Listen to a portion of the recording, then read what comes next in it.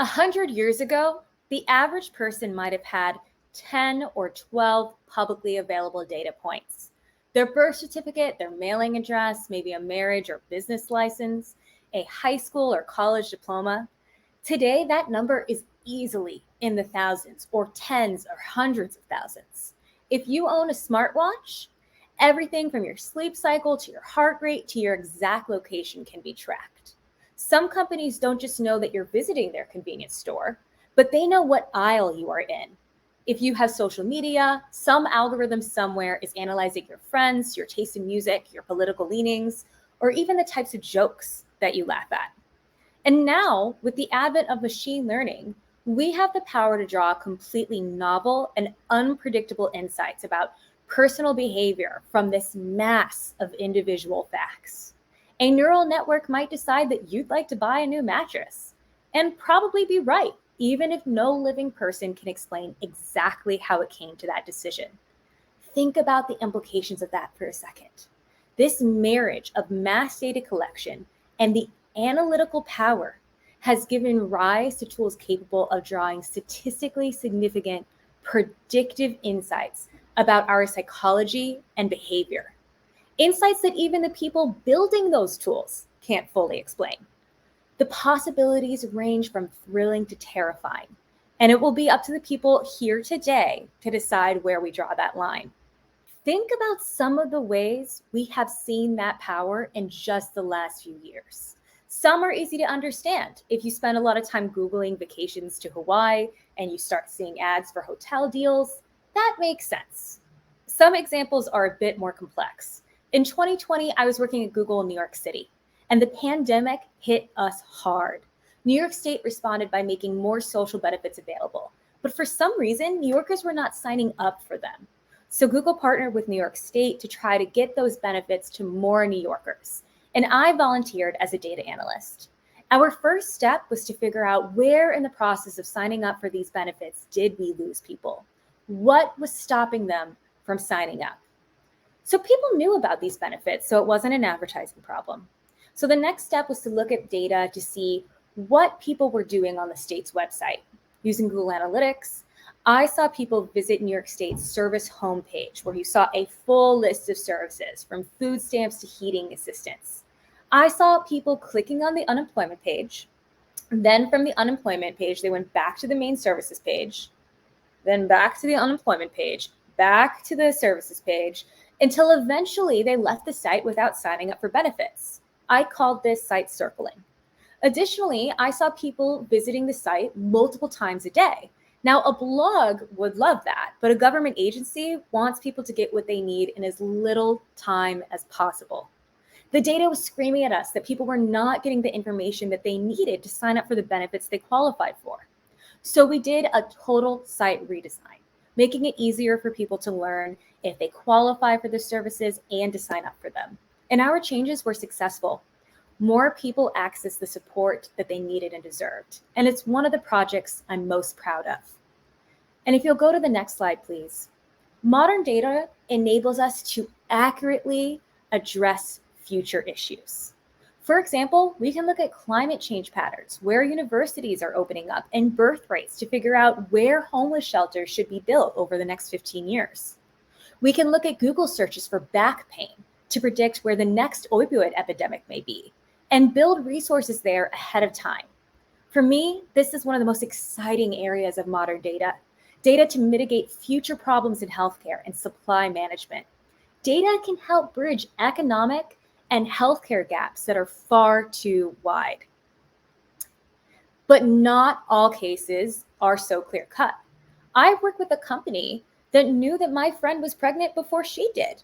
Really, they had data on thousands of women, what items they were searching for, what their purchases were, how those searches and purchases were changing.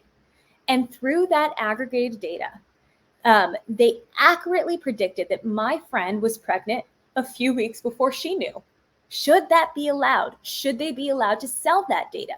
Should the company or the person the data is about own that data? Should the company be required to share their technology with the government so the government can spot health risks? Should the government not have access to our health data, even if it's indexed and impossible to identify the individuals behind it? Should the same data abilities that could allow a conglomerate know that you are pregnant before you do be used at insurance companies, at loan companies? China is using data to create a social credit score that assesses your political status just like a normal credit score assesses your financial status. They assign you scores based on what you post on social media, your religion, where your family members live. If you marry an American, your social credit score could go down. A good social credit score will decrease your mortgage rate and help your children get into better universities. And a bad one might disqualify you from opening a business or traveling to certain places. Now, we can be confident that this will never happen in the United States, but are we comfortable with all that power just because it's in corporate hands instead of government ones? It might seem old-fashioned now, but when I first started to work in technology, there was a lot of controversy around using data and targeted ads, and a lot of fear around it. You Googled a bridesmaid dress, and suddenly ads for dresses followed you all around the internet. I remember thinking everyone is acting like it's Big Brother, but it's not actually malicious. Why would I want to see an ad that isn't relevant to me? I'd rather see an ad for Sephora than an ad for Viagra. It's better for me, it's better for the advertiser, win-win. I was convinced that because people did not understand data, they were scared. The people sounding the alarm over targeted ads lost, but the concerns I dismissed so casually then seem more real to me now. We've seen how surgical micro-targeting has led to genuine cultural shifts. Driving clicks is driving cash. So data is used to decide what to show you. So if you're interested in sports news, your homepage is going to feature more stories about athletes than mine. No harm in that. But if you lean one way politically, you will be shown different viewpoints and different facts than I will. So in a data-driven world, we can be living in different worlds altogether. I'm guessing that most people here have had an argument with someone that's not about different values or ideologies, but about an entirely different set of facts. How do we maintain a civilization when a significant percentage of the population is living in a world where what seems like conspiracy theories to half of us is obvious, uncontroversial facts? How do we come together to tackle exponential threats like climate change when there's so much money to be made by making sure that anyone who doesn't believe climate change exists sees nothing but more proof that they're right? I believe that in the distant future, scholars will argue that just like the advent of fire and basic tools, data has become part of our human evolution. Seriously, think about it. We're using data every day to better and prolong our lives, to decide when to open our wallets, to drive our vote. Data at this scale is uniquely human for now. Without a basic level of data fluency, you are more vulnerable to manipulation. We have seen people surgically select data to back their argument, letting the story drive the data rather than the data drive the story. You've probably sat through a meeting where a salesperson presented a chart where the lines were arbitrarily thickened to smooth out trends and hide the real learnings. Much worse, we have seen a United States senator hold up a snowball on the floor of Congress and claim that a single snowy day in Washington, D.C. disproves climate change, ignoring decades of data collected around the world. Numbers don't lie, but numbers can be manipulated. So, what do we need to do to meet the moment? First, we must invest deeply in data literacy, which is becoming as much of a core skill as linguistic literacy or numeracy. People without data literacy will increasingly be left behind, from being more easily manipulated politically to being at a disadvantage when negotiating a loan or major purchase. Now, the good news, we're all natural data analysts. When you decide to finally not text your ex back, hey, you listen to the data. Every kid is data curious. In fact, their primary job is to take in and process huge amounts of data to start to generate rules for how the world works. Maybe if they ate too much ice cream, their tummy hurts. Why did that happen? Is it just ice cream or is it cookies too? Does this mean that we should take daddy's warnings more seriously in the future? Or did he just want the ice cream for himself? Only more data collection can answer that question. As current and future leaders in the field, it is our responsibility to help turn that basic human instinct to collect and analyze data into the ability to function in our future data-driven world. We need schools to teach basic data analysis, just like we teach literacy and numeracy. We need volunteers to teach those programs, and for those who can, create and fund those programs. Second, I believe the uses of data are overwhelmingly positive, but like any powerful tool, it must be regulated, both through public policy and through the self-regulation of entities engaged in data science. We need people with a deep understanding of data to take leadership positions, elected office, public service. We need more STEM leaders in office, and I encourage you to run. And third, in our own lives, whether our professional employment or our personal projects, we have an absolute responsibility to ask how our work will be used or misused, especially because so many members of the public think that data products are seen as objective, undeniable truths.